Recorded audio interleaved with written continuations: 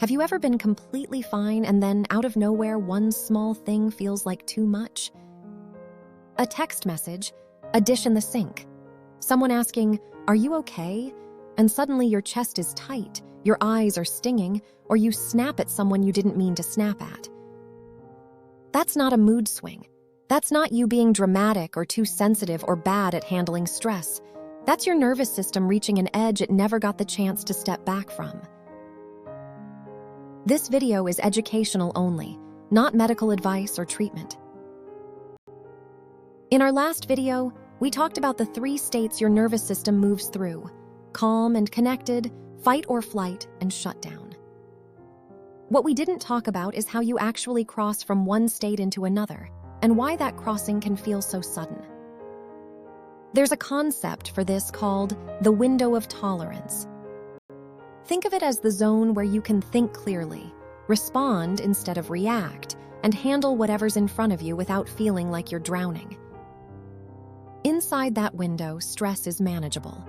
Outside of it, in either direction, your body takes over. Push past the top edge, and you get flooded. Racing thoughts, irritability, a rising sense of panic.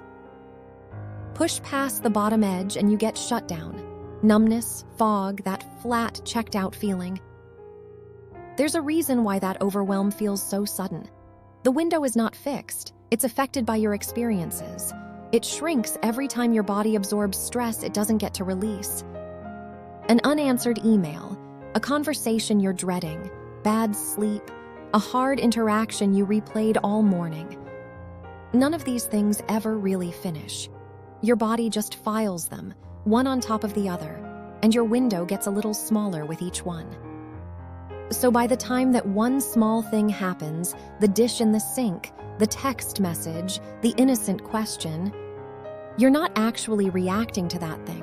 You're reacting to everything that came before it that never got to finish.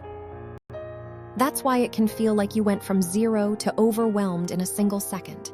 You didn't. You were already close to the edge. That last thing just happened to be the one that tipped you over. This also means the overwhelm was never really about the dish or the message or the question, which is actually good news because it means you're not broken and you're not overreacting. Your nervous system did exactly what it's built to do once its capacity runs out. So what actually helps? Not waiting until you're already flooded to deal with it. The goal is to notice the edges of your window before you're pushed outside of it. Start by noticing your early signals: tight jaw, shallow breathing, a short temper, restlessness. These usually show up well before the collapse or the outburst. They're your body's way of telling you that the window is closing. When you catch one of those signals, you don't need a big intervention. You need a small release before the load stacks any higher. A few slow exhales, stepping outside for 2 minutes, putting the phone down before the next notification lands. This is also why the small boundary we talked about a few videos ago works the way it does. It's not about discipline, it's about giving your nervous system a chance to finish one thing before the next thing arrives. Widening your window doesn't happen in one afternoon. It happens the same way it narrows, one small moment at a time. Every time you catch a signal early and respond to it, instead of pushing through, you teach your body that it doesn't have to wait until it's flooded to get relief. If you've ever wondered why you went from fine to overwhelmed in what felt like seconds, this is usually why. Not weakness, not overreacting, just a window that had already been closing for longer than you realized.